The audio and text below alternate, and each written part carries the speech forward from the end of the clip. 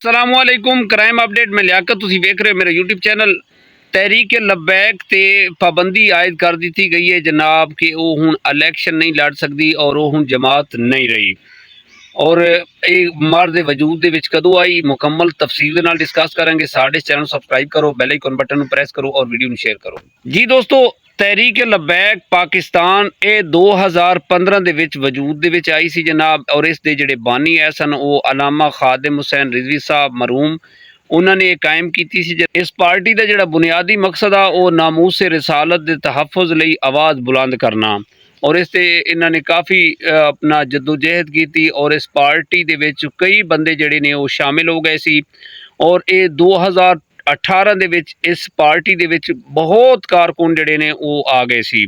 और 2018 के इलैक्शन दे विच इस पार्टी ने TLP ने जनाब हिस्सा लिता है और पूरे मुल्क दे विच तकरीबन 2.2 मिलियन वोट हासिल किए हैं जनाब।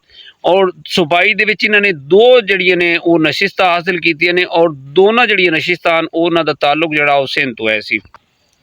और ये जड़ियां दो नशिस्तां ने सिंध चों उन्होंने हासिल कीतियां जनाब।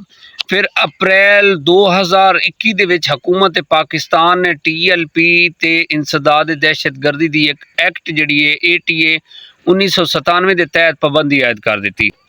जलसे जलूस रहे, धरने रहे और हुकूमत ने तंग आके 2021 दे विच एक कदम उठाया सी। बाद दे विच जनाब मुज़ाकरात होए और मुज़ाकरात कामयाब होए और TLP की जी पाबंदी आई वो ख़त्म हो गई।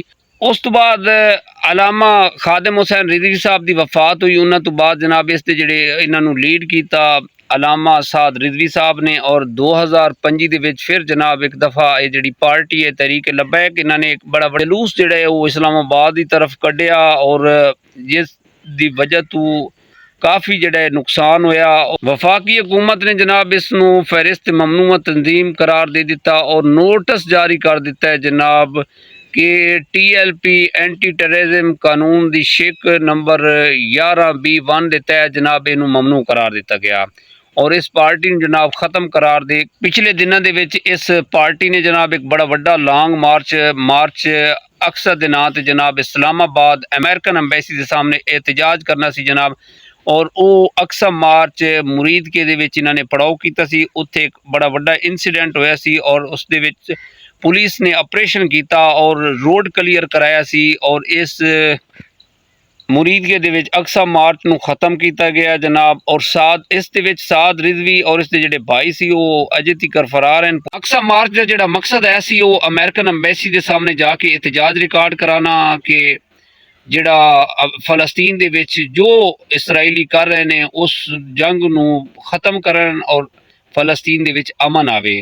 यह मकसद है सी। वफाकी हुकूमत ने इस TLP जमात जनाब मुकम्मल पाबंदी आयद कर दी है और ये आइंदा जड़ा इलैक्शन नहीं लड़ सकती और मुकम्मल जड़ा है TLP नूं ख़त्म किया गया है।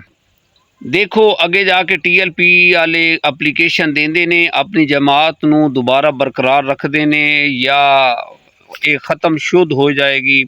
इस दे बारे जो अपडेट आएगी वो थोड़ा डिस्कस करांगे। फिलहाल जनाब ये वफाकी हुकूमत ने एक नोटिस जारी कर दिता है जिस दे विच TLP एक्ट जिहड़े तो दस दिता है 11B1 जी शिक लगी उस दे तहत इस नूं ममनू करार दे दिता गया जनाब।